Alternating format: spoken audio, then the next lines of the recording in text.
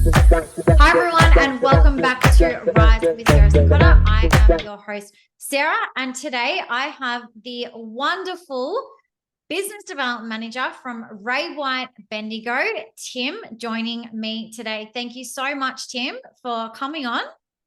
Oh, it is more than my pleasure. Very, very happy to jump on with you. Always smiles from you, which is I absolutely love, and laughs, which is great. Tim, for those that do not know you who might be watching today, can you tell us a bit about, tell the audience a bit about Tim? I'm a really simple guy. I am still in my 30s, so it's okay. I'm all right now. So I'm married, just got married in January to my beautiful wife, Laura. I have a dad of three. So I've got teenagers, two girls and a boy, which is a very hectic world. Yeah. Outside of that, I just love getting out with the kids. They've taken up my love of hockey, which is amazing. So they're all loving that, playing that. Summer is just around the corner, so time to get the ski boat out, go camping, do all of those sorts of things. So I'm a really simple guy. Get out to the gym, spend my night at the gym. So yeah. Yeah. Tim, you're always just bring great energy, and I'm sure that exudes into your children and your family, and I get to see some of that, and I absolutely love it. So thank you for sharing a bit about you. So today, and I'm so thankful that you've agreed to come on. And when I think about you, Tim, it's the vision to victory, and I really want to talk about that today, especially for not only the experienced BDMs, but for new BDMs that are coming into the industry, which is more and more now, which is like, I love that. More officers getting business development managers. Tim, can you tell us about your journey so far? Because yours is a bit different, because you've come from a sales background into a BDM background. So tell us a bit about what your journey's been like into that. My journey's been actually probably really, really different to most BDMs in the real estate world. Probably 90% of BDMs in the real estate world come from a property management background. Yeah. When I walked in and sat in this chair, I had literally zero property management experience whatsoever. So my real estate journey actually started at a small boutique agency, just a one-off shop in Bendigo. Went in there as a sales agent. Kind of did like a little bit of an apprenticeship through that, and then got the opportunity to move across to the big brand Ray White, which 100% the best decision I ever made. Came across into the Ray White world again as a sales agent. Was actually writing some pretty good numbers from a sales perspective, and then the opportunity presented itself that Bendigo needed a new business development manager, and the directors here, Rory and Brent, along with myself, kind of looked at it and thought, it's not a property management role. It's very much a sales-based role. So I'm like, yeah, let's jump on board. Let's do it. And the rest is history. The rest is history. The rest is history. How, I guess, because Tim, a lot of people will be scratching their head, right? Because the BDMs who are watching that have come from a PM background, and a lot would say that that's their advantage because they have that property management experience being on the ground. So how have you been able to position yourself as a BDM with just having the sales background? Was there training that you did? Was there property managers that you essentially maybe followed around to understand all of the PM side? Yeah, well, I was really lucky that when I first came into the BD role here at Bendigo, we've got an amazing property management team. Like the guys up here, Emily has built a stunning team of people in property management. So it was really, really easy for me to slot in there and get that property management experience, I guess, kind of on the run. A few really senior property managers that have been in the industry for 10 plus years, some even longer. So really able to bounce off them and talk to them and get a bit of a feel for how things work from a property management perspective. Because it's not all sales. There is a significant amount of property management stuff involved in it. And coming from that sales world, I didn't have that. So Yeah. being able to learn that on the run was definitely something I was really, really fortunate being surrounded by a high quality property management team. That's so amazing. And, you know, it is a team effort, right? When it comes to being a BDM and in property management, it's definitely with Absolutely. the services of the property management team. So hats Yeah. off to the property management team at Ray White Bendigo. Just a nice plug in from your BDM there. Amazing. Yeah, they're legends. I tell them all the time. It's okay. And They say I don't, but I will. you do. And what would you say then? What is the biggest skill that you took from being a sales agent into the BDM role? Absolutely, when it's talking to clients, it's the negotiation side of things. As a sales agent, what we did day in, day out it was negotiating fees, it was negotiating advertising costs with vendors, it was negotiating contracts, it was then that whole process of even once the contract is done, then still putting out the little spot fires and all those sorts of things that pop up because when you sell a house, there's still a 30, 60, 90-day process to go through beyond that. So that skill set of being able to have that organization and be able to, one, negotiate the fees. And I say negotiate because that there really is that. And unfortunately, Sarah, you know as well as anyone, there's the cheap agencies out there, and sometimes you get what you pay for in property management. And the biggest thing there is being able to overcome that and say, well, hang on a second. Yes, our management fee might be higher than this agency down the road, but this is what you're going to get by coming to Ray White Bendigo. So being able to negotiate that and then go through the process of the getting the leases done and all of those sorts of things. I guess I'm a little bit of a unique BDM a little bit because I do at the moment still do a lot of my own leasing side of things as well. So it kind of adds that extra complexity to the role.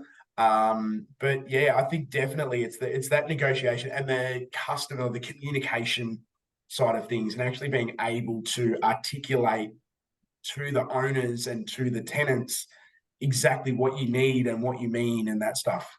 Yeah, absolutely. And I think that's a really valuable point that you made, Tim. And negotiations is a massive part.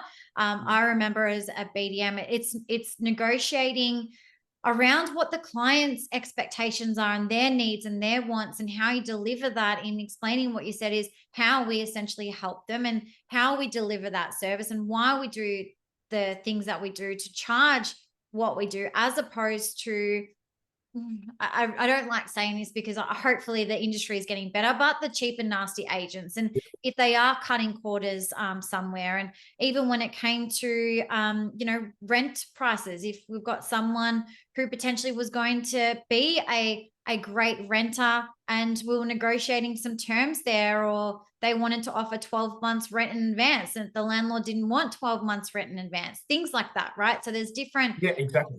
things to negotiate through the whole journey of an investor. So I think you've made a really good point there. Tim, I want to talk about your vision. Now, I know this because we have worked together, and you are absolutely kicking goals, and you are one of those, BDMs that I know you are a high performer. I know you are a high achiever, but you get things done. And that's what I absolutely love about you. Your continuous learnings and development in yourself, and just watching you just absolutely shine has been phenomenal. So what is it about, do you think, having a vision that has helped you in your trajectory of your career? Well, it's really interesting because until I actually came on board with your program back in July, I never really thought about a vision. I never really thought about who am I in the real estate world and what do I want to actually achieve out of it. And it was only in that first couple of sessions with you that I kind of actually got that whole, wow, I actually need to decide who I want to be and what I want to do. And the exercise that we did, creating our vision board, Mm. about what do we want to get out of the next 12 months. And yeah, there is an element of sort of selfishness about it, about, well, you know, where do I want to be in 12 months time? What do I want to personally get out of that? And I've been really, really lucky that it's only taken me a few months. Maybe my vision wasn't quite as big as it needed to be, because there's only a couple of things left on my vision board that I haven't actually ticked off, which has been actually amazing. And it's one of those things that when you actually sit back and look at yourself and go through the personality profiling and what your values are and what kind of person you are and what kind of person you want to be in the real estate world, you don't actually kind of find your home in real estate. You kind of just warming a seat sort of thing. But once you actually work out the person that you want to be in this industry, the seat's yours, and you're your own driver. Yeah, I love that. And I think for me it was a big thing as well. And speaking, you know, openly here, it was working with businesses as well, where my values aligned with the business values. Yeah. Mm. And Tim, you're very fortunate enough that where you work, they do, like, you guys are like family, right? And I know the We relationship. really are. Yeah. Yeah. And for you, it was okay, well, it's a great where I work. And now I have a clear vision of the things that I want to achieve in my life, because working at Ray White Bendigo allows Mm. me to create what I want for business, and then the integration into your life and your family. So Yeah. do you want to share like maybe one thing that's left on your vision board? One thing that's left, well, there's only, like I said, there's only two. I know. I'll share both of them, because one of them's really, really easy, and it's probably not going to happen because things have changed a little bit around in life and stuff. So one of the things that I really wanted to do this year was upgrade my ski boat, and that's probably on the back burner. That might be a next financial year kind of thing. But the one thing that's actually left that I'm really, really, and I can probably kind of maybe half tick it off tonight, potentially give myself a half tick. One of the things that I really wanted to do this year is I actually wanted to be up on stage as like a speaker. And whether that is actually like a speaker in my own right, or, you know, part of a panel or something like that. And yeah, we'll just wait and see. There might be a few little irons in the fire that might be able to tick that off. I love it. Tick that off a little bit sooner rather than later. But I'm giving myself a half tick for being here tonight. Surely that's worth it, right? Absolutely. Yeah, absolutely. Half tick. Half tick. Half tick. Well, let's have a chat about, are there any challenges that you have faced so far as a BDM, and how have you overcome that challenge? Yeah. I think it's probably going to be the same challenge that probably 90% of BDMs are going to find. You probably know exactly what I'm going to say. We've kind of all talked about it already. It's that level of competition that you get. And look, Bendigo is a fairly saturated real estate market. There are a lot of agencies in Bendigo, covering such a small area in the grand scheme of things. Like, we cover a big land space, but it's not a massive population. Like, Greater Bendigo is only just sort of around 120, 130,000 people. So it's not a huge populous area. And we've got around 28 agencies that cover the Greater Bendigo area. So it's really, really tricky. So that competition, and what's the first thing that 90% of agents do when they know that they're up against someone? They drop their fee. So that's the biggest competition, because I genuinely feel like, and I think I've actually been able to prove it quite recently as well, that if you want a property management department, if you want a business development manager, if you want a leasing team that's going to provide the service and look after you, sometimes you've got to pay for those things. And we don't go to the mechanic to service our car and then turn around and go, oh, but hang on, this mechanic down the road might do it for, you know, $10 or $15 less. We go to our mechanic and we pay what they tell us the service is. So it's kind of one of those things that you sort of look at it and you just go, it makes it really, really hard. And especially because you try to explain to people that, and I've got an amazing case study of it at the moment, that there was a property that I went to, had a look around. Everything that I provided him was like the standard stuff that I normally do. The difference was, I think our advertising fee was maybe $100 or $150 more for our advertising, but you got the $150 more value because we're a different kind of agency when it comes to places like realestate.com.au. He was online with this other agency for 5 weeks, one inspection, no applications, like nothing. So he ended up losing 5 weeks worth of rent on that property, 5 weeks worth of income. Now, I know everyone turns around and just goes, oh, real estate agents, they make all this money and they do all these sorts of things. Yeah. We really don't. And if I lost 5 weeks worth of a rental income or something like that, I'd probably be in trouble too. But he's ended up over here anyway. So he's ended up paying the $150 extra on his advertising. The only thing that he successfully did was lose 5 weeks worth of rent. So having those conversations with people is about, you pay for what you get. It is absolutely true in everything that you possibly do in life. You get what you pay for. And if you want the high quality service, sometimes you just got to pay that little bit extra for it. Yeah, that's it. And look, it is one of those topics at the moment, Tim. Like, there's a lot of agents talking about it, that with, being that, let's just, discuss the elephant in the room, like landlord selling. You're quite fortunate, Tim, because of, the area that you're in, and we'll talk about that later, some of your numbers. But so we've got, okay, we know what what's happening in the economy. We know what's happening with, potentially a lot of landlords selling. So now it's some agencies are looking at the numbers of quantity over quality, right? Yeah. And unfortunately, they are reducing fees just to onboard these clients because they're scared of losing them, the fear of losing them, and so that the first thing that they do is drop their fees instead of producing value, right?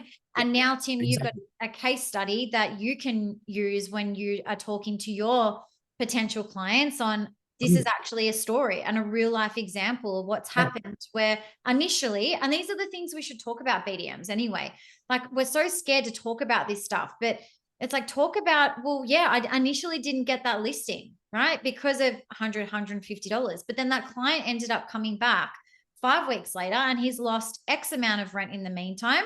This is what we did to help him with his marketing campaign. And this is a result that we achieved for him. Like, that's the kind of stories investors want to hear. Exactly right. Exactly right. Those real life examples of it. Yeah. And I think I even sort of said to you earlier today, like, no isn't no. Yeah. Yeah. No, it's not yet. Yeah, it's not yet. And I love that you have that set, Tim, because it goes to show your ambition and your willingness to still help people. And it was many times when even me as a BDM, I didn't get the initial listing, but I still kept in touch with that client. I still provided value. If I saw the property went online with someone else and the advertising looked absolutely, I'm going to say it, shit, I would still let the client know, hey, I saw your property online. There's just a couple of things I noticed. Would you be open to receiving some feedback? Yeah. So I was still helping that client because I don't want them to get a bad result on their investment property, even if they're with another agent. But it's just going out of your way, providing that value and expertise. And like you said, they'll come back, right? Because they'll see the difference and they'll feel the difference, So, people like yourself and many of my other clients, they're standing firm on their fees now. They're providing exceptional value and service, and they're not just cutting corners just to get a listing, which is what I love, Tim, about you. You're doing what you do best, and that is the value, the service, and you are actually driven and going out there and getting opportunities, right? And on that, I want to talk about a massive achievement for you last week. Absolutely phenomenal. So celebrating you, because everyone deserves to be celebrated. And I know that so many people, and I had messages from sharing it being like, is this for real? I was like, yes, this is for real. And I was like, not yet until he comes on to my YouTube channel. But you know, data is a big one right now. Yeah. And people are scratching their heads going, oh, well, where can I get more leads, or where can I get more clients? And not sharing your secrets, because I think, you know, it's wonderful what you did, and let's keep that within your network. But there was something that you did really well. So the first thing is you and actually went into Ray White Origin. Is that right? What it is? Yeah, so it's called the Real Estate of Origin. Real So estate. Ray White run the competition twice a year, and Yeah. it's a big appraisal drive. This was the first time that they really ran it from a property management perspective. It's always been huge in sales. This is the first time they've run it from a property management perspective. Yeah. Yeah. And tell us what you did. So basically, we decided that we were going to be a big part of this. We really wanted to be a big part of the Real Estate of Origin, and we wanted to jump in both feet, not one foot in, 1 foot out. So decided, no, we're not going to sit in the office. We're not going to have the distractions. We're not going to do those things. We were really fortunate in Victoria that Ray White put on a couple of live sites for us. So we ended up down at Bundoora. Awesome. Beautiful little venue down in Bundoora. And the whole point of the day was it was a 4-hour stint. You could do it however you wanted, but it was all about getting appraisals, getting people into your database so that you had more clients for the future. Yeah. And as I said, first time, and it was national. It was across Ray White, Australia and New Zealand. So yeah, it was a big day. I was absolutely knackered by the end of it. You would have. I slept very, very well that night. Yeah. But so you were able to generate, or I'm going to allow you to say it, Tim, right? Because this is your celebration. What were you able to achieve in 4 hours of no distractions, head down? In 4 hours, we were able to generate 59 clients, 59 appraisals, 59 new investors that we know are investors because of the way that we got our data. Yeah. 59 new people in my pipeline.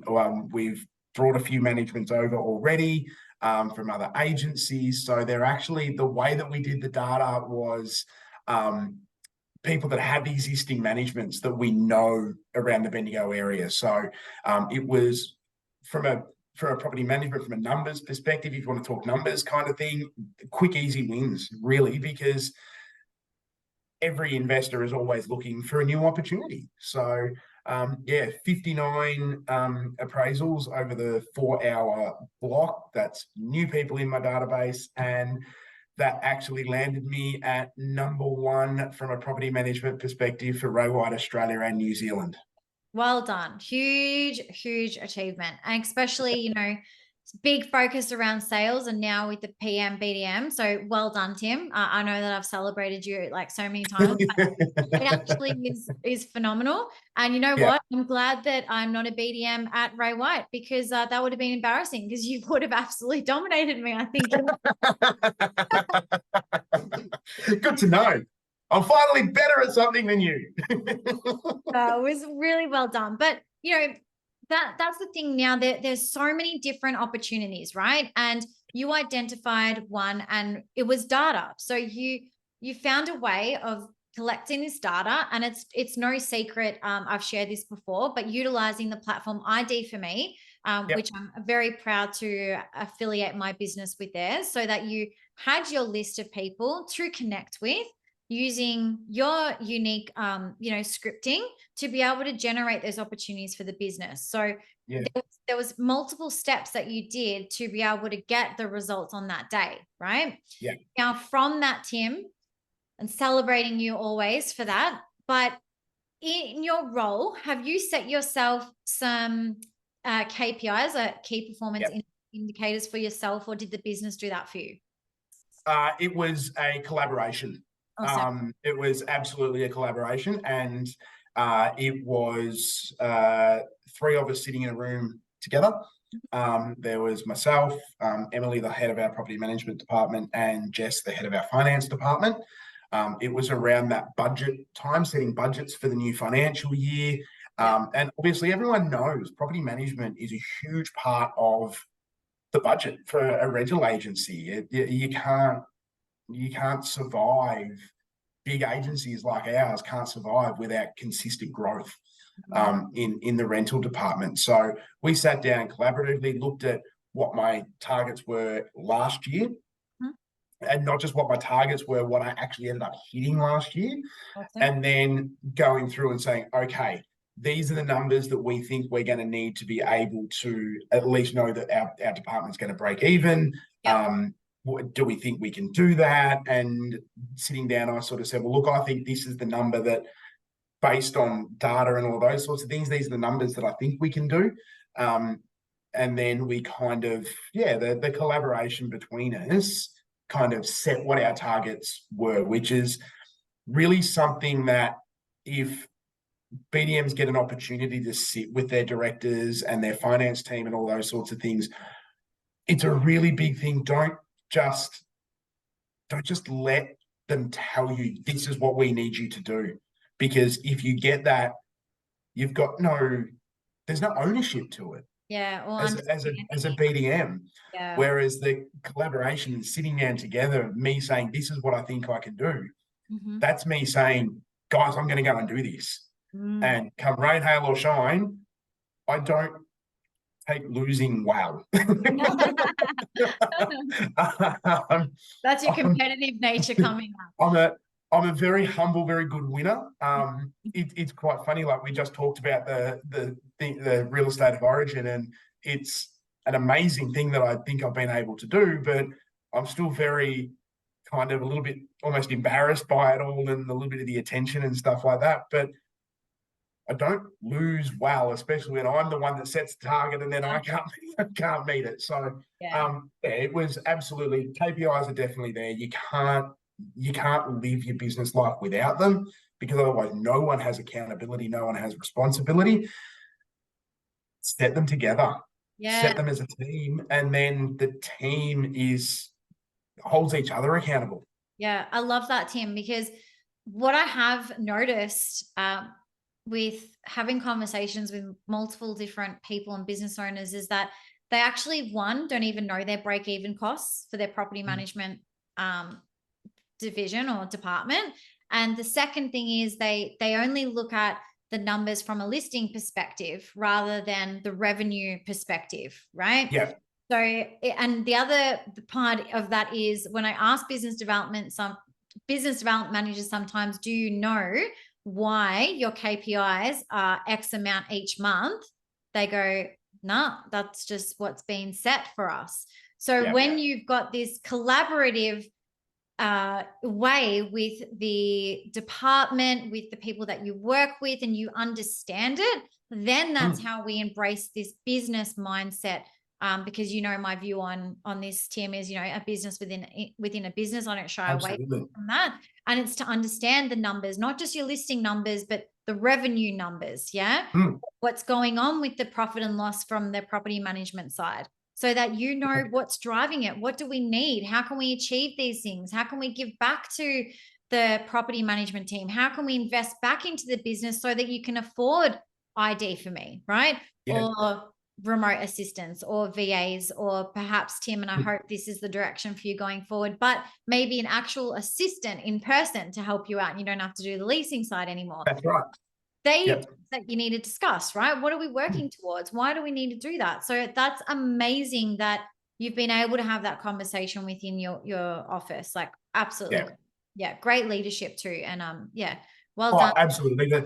Our executive team, our leadership team here are outstanding. They are very open and honest with everybody about, there's some things that obviously they will keep close to their chest, and 100% they have to, and you don't necessarily understand all of the dollar numbers side of things, but certainly being able to understand, okay, I may not know necessarily how much money we need to make from the perspective of being able to break even or turn a profit, for our property management department, but I know that I need to list this many properties a month. I know that I need to lease this many properties a month to get to that point. Yeah. And that's the stuff that you need to know, because if you don't, you can't produce, and you can't hustle that little bit harder.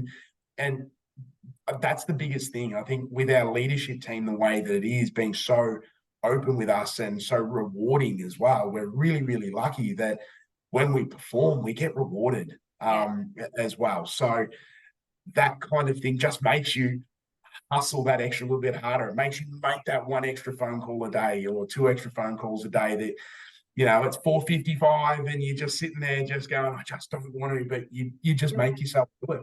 That's right. Yeah. You got to hold yourself accountable, right, Tim? Absolutely. Yeah. So what are okay, you've got the KPIs from the business, you know what you got to do every month. So what's one KPI that you have set for yourself to help you reach your monthly KPIs? So I actually have a really strict calendar. So I actually have, and you may have just seen my eyes dark because I just sort of open over there. I actually have specific prospecting time built into my calendar, where it is quite genuinely an hour block where I just, righto, now is my time to follow up my pipeline, create new parts of my pipeline, do those sorts of things. And also really, really simple stuff. So we have a leasing team at Ray White Bendigo, and we actually have a little catch up every single day between myself, our couple of other leasing girls that are here, our VAs that we have, who are the most amazing people that you can possibly have. And we have that every day, and we actually hold each other accountable inside our little team. You know, we set our important tasks that need to be done. We have our MITs for the day, and we track them. Right? They're up on a spreadsheet that everyone can see. And if someone hasn't done something, you get that little message to say, "Oh, have you done that yet?" Or you just forgot to change the status of that, or so we hold each other accountable, and that's the best part about it. That's so good. Great initiative there. Great initiative. Time blocking is, I think, really important for a BDM. Yeah, it's in there. I like to call it a non-negotiable activity. Is your prospecting. BDMs love it or hate it. I mean, it's part of your role, right? So you just got to get it done. It's because if you don't do that, nothing else happens. Yeah, that's right. Nothing else happens. Yeah. And seriously, like we talked about it just before, I did a 4-hour block. Yeah. And we nailed 59 new clients. Yeah. Like that's 15 an hour. It is there. And don't set yourself a block of 15, 20 minutes, because we've all done those calls before. The first one or two are garbage. We all know that, because it takes you that first couple of calls. You know it as well. You've been there, you've done it. Those first couple of calls are always garbage. You might get lucky. You might nail one. But it takes you that couple of calls to kind of get in the flow. And if you're sitting there going, oh, well, I'm only going to do 15, 20 minutes. Your first couple of calls take 5 or 6 minutes. They're really clunky. And then you're just like, oh, well, I've only got 10 minutes to go. They were rubbish. I'm just not going to bother anymore. Yeah. No, you've got to do big blocks, like minimum of an hour, minimum. Yeah, absolutely. Yep, there you go. Time blocking BDMs, minimum hour prospecting, coming from Tim directly. Tim, you know that I'm a big, massive advocate for building relationships in the industry. So how do you ensure that you are nurturing and building strong relationships with potential clients? So I have a few different ways with potential clients as opposed to my current clients, because current clients, you've kind of already got the relationship and stuff there. It's kind of just nurturing it along a little bit. But and I don't like the words, but I'm going to use them anyway, like the touch points that you have, but not just touch points with a purpose. Yeah, that's it. Not just Oh, I'm just ringing to see if you're ready to move over yet. I'm just ringing to see if you're ready to list yet. It's having that initial conversation with them and not using necessarily that first contact with them as being, this is all about listing this property. Mm-hmm. Because sometimes it may be, but more often than not, it's not. Mm-hmm. Especially if there's someone who's going to be looking for tenants. It's always a long-term kind of thing. They don't ring today and say, I need a tenant tomorrow. It's always, okay, sometimes they do, but they're Yeah, it's rare. that's It's really rare. rare. So it's always going to be a long, it's going to be a slow burn. Yeah. And again, like I said to you this morning, like my pipeline 3 to 6 months ago, the work I did 3 to 6 months ago is Right. now paying off now. So where there's so many other doom and gloom stories about listings are drying up and it's hard to find new tenants and the rental market's about to come crashing down, guys, it's not. Yeah. It's not. It's just come from BDMs that haven't done the work three, Last, 6 months yeah, ago or yesterday, or the day or before. yesterday. Yeah. Yeah. Or It, last it, year. it, you've got to do the work and then learn about them. Mm. Learn about your clients and use questioning techniques that you're going to get information out of them with them not even realizing that you're getting information out of them. When you go to their house, you'll look around and you might see, a little pair of shoes at the front door. Okay, so clearly and you're going to get a gauge from this. It's kind of the age of the people you're talking to, whether there's kids, grandkids, whatever there might be. Make those mental notes. And then even if I still do my appraisals a little bit old school, where I'll still have my little folder and I'll have a bit of paper in there and I'll write some notes. And Yep. I'll kind of say to people when I walk in the door, hey, look, if I'm not looking at you or it doesn't feel like I'm necessarily listening to what you're saying, I 100% am. I'm just writing myself some notes. I'm going through your property and build yourself up. Look, yours is like the fourth property that I've been through today. I'm not going to remember everything that 4 people have said to me over the course of the day. I just want to write myself some notes so I remember what we're talking about next time, and write those little notes about there might be kids, there might be grandkids, there might be a brand new wedding photo on the wall that you can tell has only been there for a month because there's no dust on the there's no dust on the frame and stuff like that. So use those things to create conversation. And then from that, the next time you ring them, but don't ask them about their property. Talk to them about what you remember. Yeah. Someone may have said, oh, and a really good time of year coming up as well, because kids have got, end of year school concerts, Christmas concerts, all of that sort of stuff. Talk to them, kind of find out, it might sound a little bit creepy, but find out when the school concerts and stuff are, or what school does your kids go to, and you can find that information. Bring them and just say, hey, I was just bringing, I just saw on such and such primary school had their school concert last night. How did Billy go at the school concert? Was he the kid that ran off the stage crying because he couldn't find where mum was, kind of thing, or was he the one front and center that everyone was laughing at because he's the class clown? Yeah. Have that conversation and build the relationship with them. Eventually, they will come back to you. They will ring you and just say, what am I doing here? Are we signing the paperwork? Yeah. It's a great point, Tim. And I like to say this, I'll put it into analogy or a metaphor, whatever you want to say it, but it's don't sweat the small talk, right? It's Yep. now more than ever. And I'm going to go a little bit deep right now, but it's not the first time we've done that together. I know, many, many moments, but society, talk about it. Another elephant in the room is there's so many distractions now, right? And we can be connected with people. Like we can have our potential clients on LinkedIn or Instagram and potentially see what they're doing. And yeah, we might comment on it or give it a like, but have the conversation around what you've been seeing, or ask them about how their weekend was. And maybe perhaps if they don't initially open up to how their weekend was, start talking about what you did on the weekend to hopefully encourage them to also talk about what they did on the weekend, because they found some relativity to what you were saying, right? Yeah. Because we can get very quick on just being like, oh, well, they're not engaged in a conversation with me, so that's it, I'm going to give up on the conversation.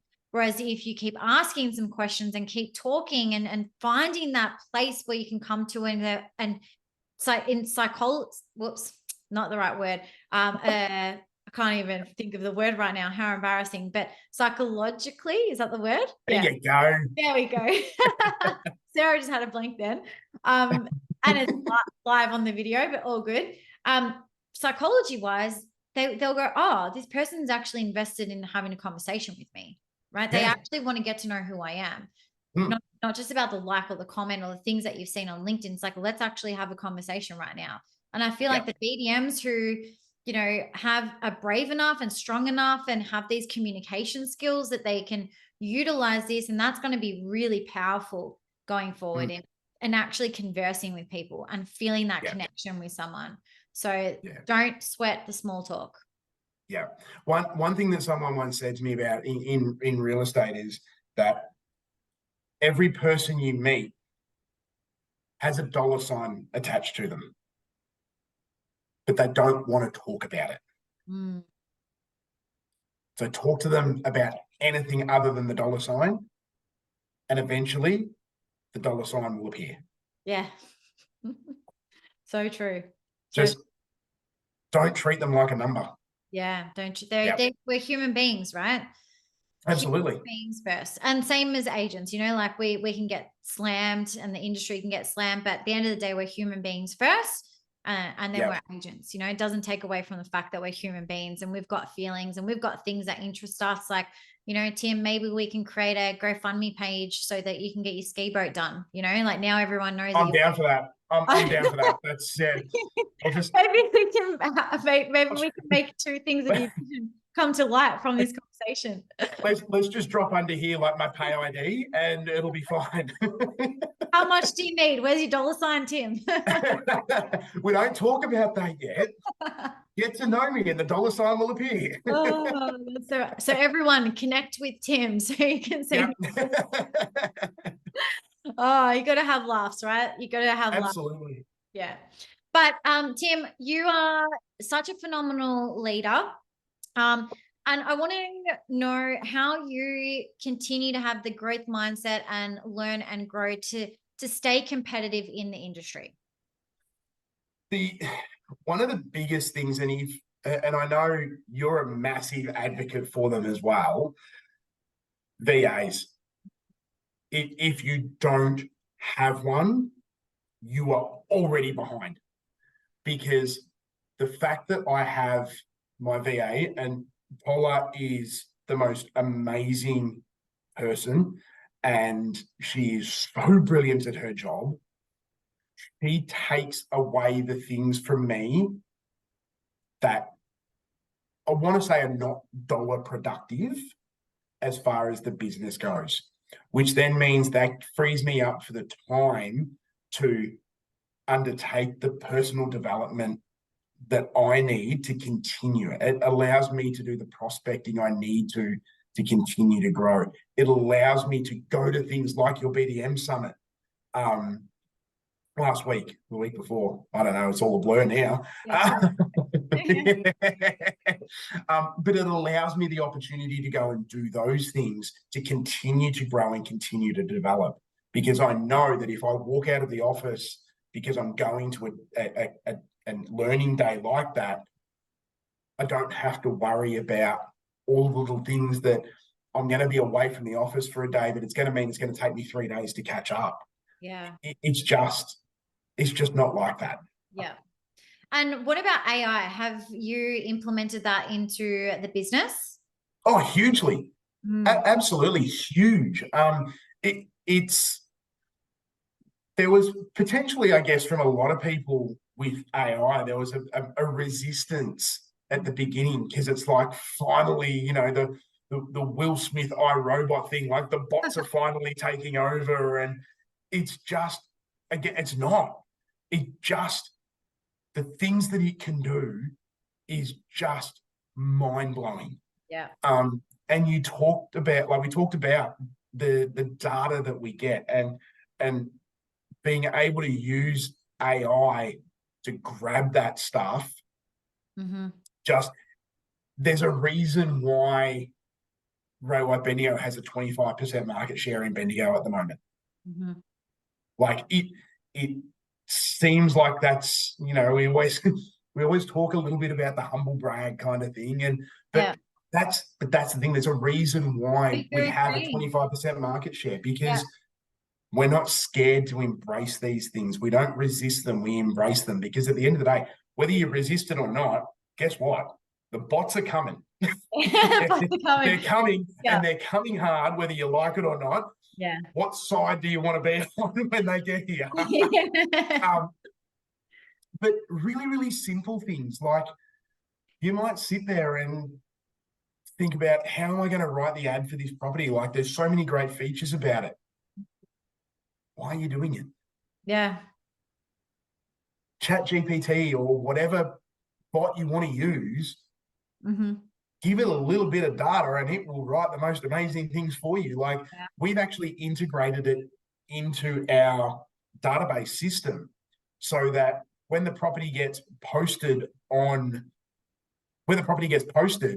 it is automatically there. Like, it's just there. So you don't need to think anything about, what am I going to write? Hit the button. It will write it for you. Read over it. Proofread it. Yeah. Please proofread it, because they are still Americanized, and it puts different letters in all sorts of things, and it drops out U's when it should have them, and all sorts of stuff. But proofread it to make sure. But that's literally all you're doing, proofing it. And more often than not, why are you proofing it? Get your VA to proofread it. Yeah. Everything. Absolutely. Yeah. Just do it. Like, just do it. I love that. Just do it. Yeah. Even now, there was a company I think trademarked that about 30 years ago. I reckon maybe they were onto something. I know, I think so.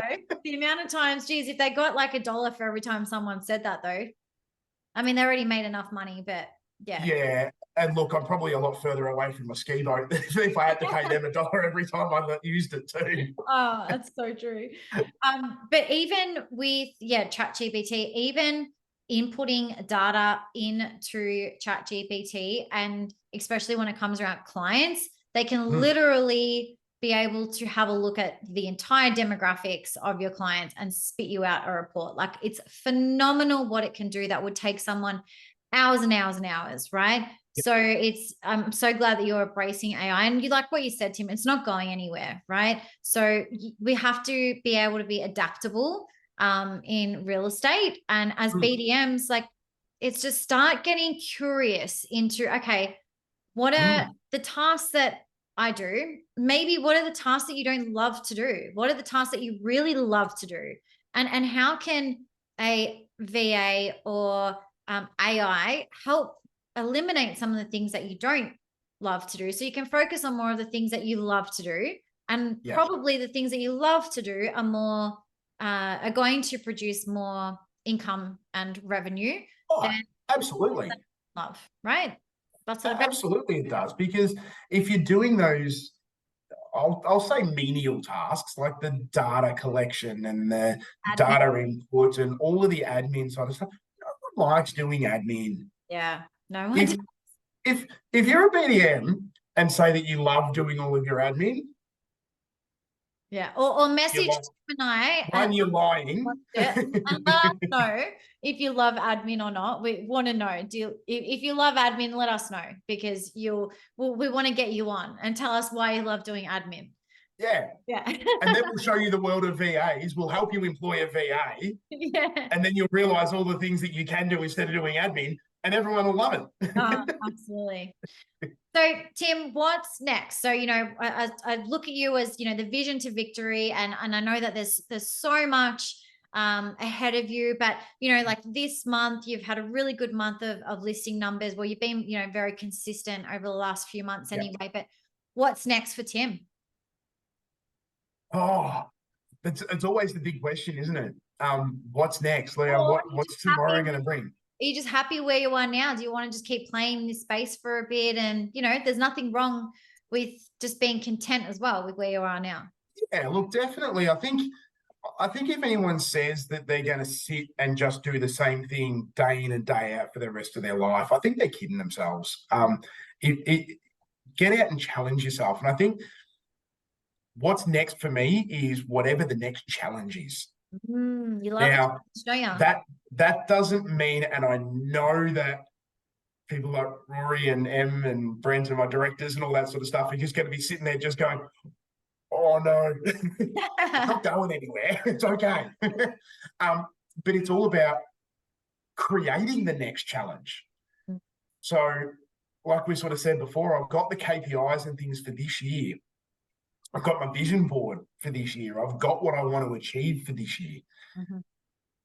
Just because then I get through that, halfway through the year, doesn't mean that I just then sit there and just go, okay, cool, done all of that. I can just kick back, throw my feet up for the next 6 months. No, keep going. Yeah, keep going. Keep going, because just because that's what you set yourself doesn't mean that's what you settle for. Yeah. It's got to be that push. And it was really quite funny that I had the conversation about my listing numbers since July, and so far every month it's gone up by 1. So July was this, and then July went here, and then August went to this number, and September went to here. And we made the joke today about, well, that means that you've got to get this number in October, and I got there. But now, like, I'm a week out of October, and now I sit back and joke and just go, oh, well, all of my pipeline now, I've got to leave that till next month, because otherwise it's going to mess with my numbers and my brain's just not going to cope with it. But it's all of that process of just going, just get better. Just be better. Every single day that you wake up, just be a little bit better than you were yesterday. And you have that mindset, and that's the game. The game here is about your mindset. It's not about coming to work and just going, I've got to do this and I've got to do that and I've got to get these numbers. Because if your mindset is not right, if you don't have that walk into work with the right attitude, you may be having the worst day of your life. And we've all had them. And some people have had them recently. Some people have had them years and years ago. But just because you might be having one of the worst days of your life, your clients still need you. Your clients still need you to turn up today. They need you to turn up tomorrow. Because, yes, if you're having a real bad day, things in your life are not going great, and you're happy to share with your clients, which I'm quite happy to share with my clients what's going on in my life, because my clients will start to get worried if I don't answer the phones for a day. Yeah. They'll be sending me a message, are you okay? Because they know that it's not like me to then, well, yeah, I miss calls. We all do, because we're in meetings and stuff, but it's not like me to not call them back straight away. So if they haven't heard from me, they'll start messaging me, are you okay? Because they know that I will always turn up for them. Yeah. And they know that if I'm not, something's really wrong. So I'm quite happy to be very open and honest and share with my clients what's going on in my life, because I think getting that level of vulnerability out there, it's like, this guy's not a robot. He's a person. He's just like me. And he just wants to help. My big thing, and it's on my Instagram as my bio, is helping investors realize their potential. And that's what I live by. It's not about making the most from my business, making the most for me, or doing anything like that. All that happens. Yeah. It's helping the investors on their journey to realize their potential. And if you're open, if you're raw, if you're honest with them, they'll come on the journey with you. Yeah. Tim, I'm just going to leave that there, because I think that we can't end on a higher note than that. BDMs, if you want some motivation, just keep replaying the last 2 minutes. But I just want to say, Tim, though, thank you firstly for coming on and sharing about your journey and being honest about some things that you're doing at the moment and the progression. And about mindset. And it's been an absolute honor to get to know you personally and work with you professionally. I'm very lucky in that sense. And Tim, I'm sure that if anyone wants to connect with you, they can reach out to you for a chat. Is that okay? Absolutely, most definitely. If you want to know anything about how I've been able to get to where I am now from, from kind of zero to hero sort of thing, if you want to Vision use those victory. terms, vision to victory, if you want to get there, absolutely reach out. I will talk to you about how I have my VA. I will talk to you about how I employ my VA, because the biggest thing that I do, I employ directly, like they're actually part of Ray White Bendigo. So we employ them directly. So, they're part of the team, and they feel part of that bigger business. So, yeah, if you want any information, please reach out. I am more than happy to help and talk to anybody. You're just an amazing human, Tim. Thank you so much for your time and for coming on. Pleasure. And Thank you for having me on. it was And great. and seriously, thank you for everything that you've done for me over the past few months, because I was in that state of, where do I go from here kind of thing, and meeting you finally for the for the first time the other day. We had so many of these conversations, but yeah, it's just outstanding. And anyone, reach out to me. Seriously, reach out to Sarah if you want to learn things. Reach out to Sarah, because she is an amazing in the BDM world. Thank you, Tim. Thank you so much. And I will pop your details in the comments on the YouTube video. So again, thank you, Tim. For everyone watching, we hope that you found this episode insightful, and we wish you all the best in your BDM journey. So thank you, Tim. Thanks, Sarah. Good luck, guys. Keep rising.